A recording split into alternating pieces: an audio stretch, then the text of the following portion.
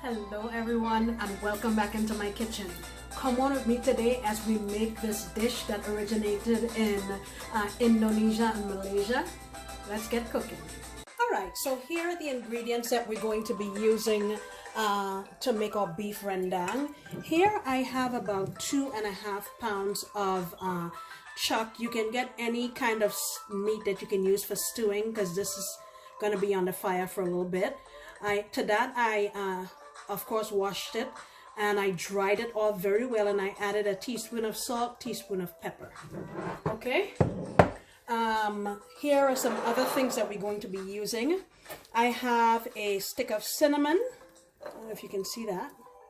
I have a stick of cinnamon, about a half a teaspoon of black pepper, the seeds, 4 cloves, 4 cardamom, 2 little star anise, and in here I have a half a tablespoon of fennel powder. What I'm going to be doing is toasting these ingredients in here and throwing them in my spice blender.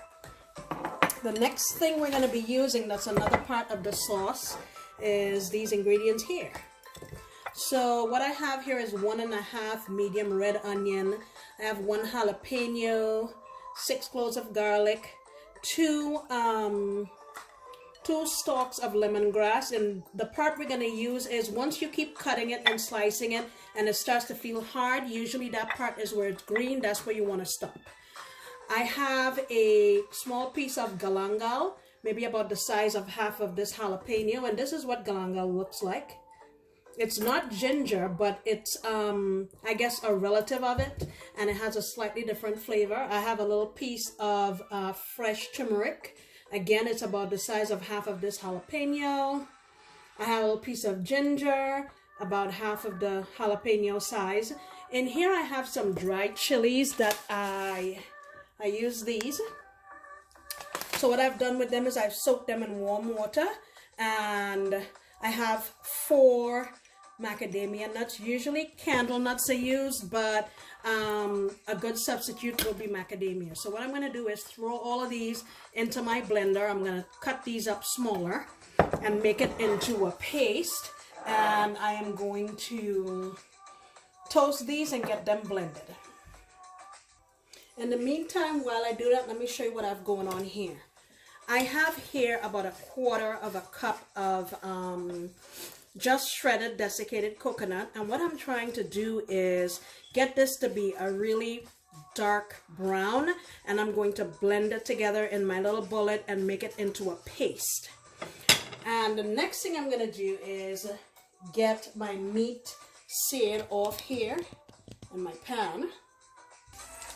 Alright, so our meat is finished searing, and we're going to take advantage of all of that flavor that's in the pan.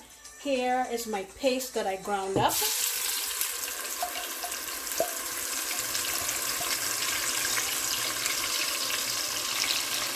And here is the spice blend.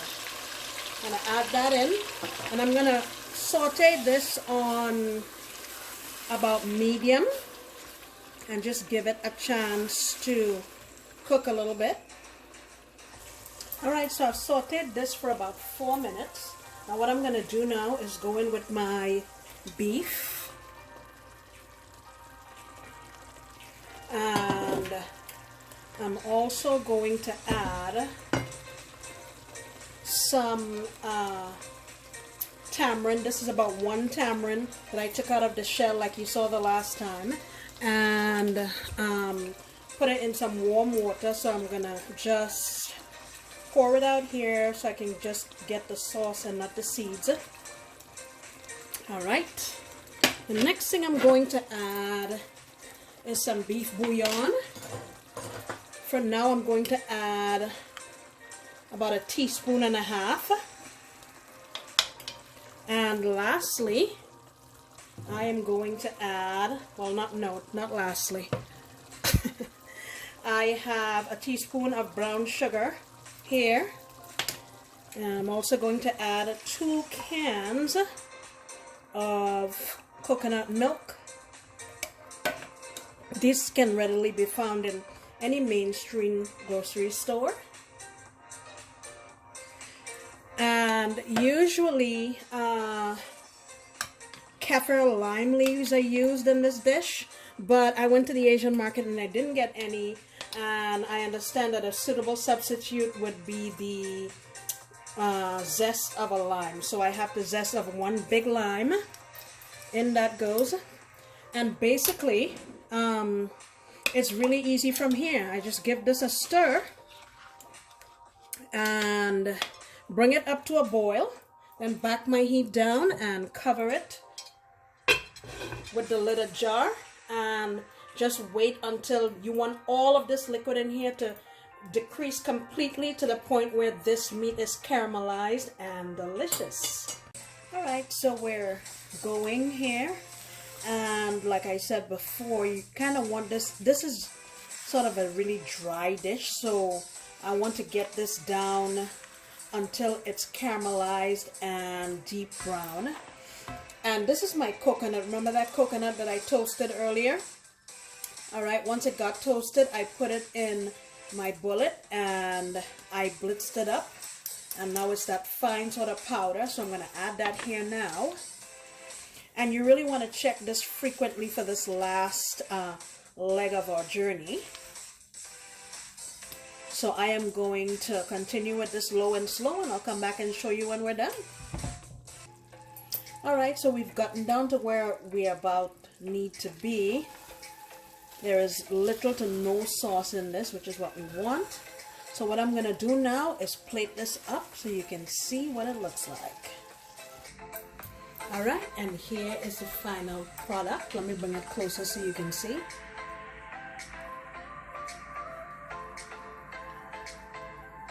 Serving that with some nice fresh cucumbers and some jasmine rice.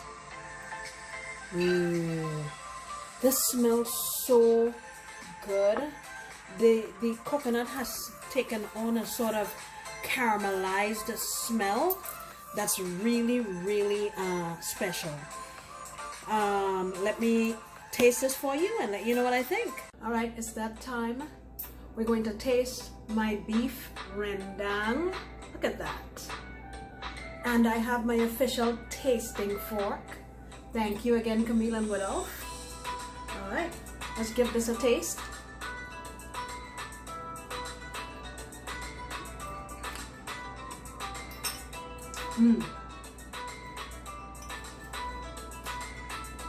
My goodness. This thing is packed with so much flavor.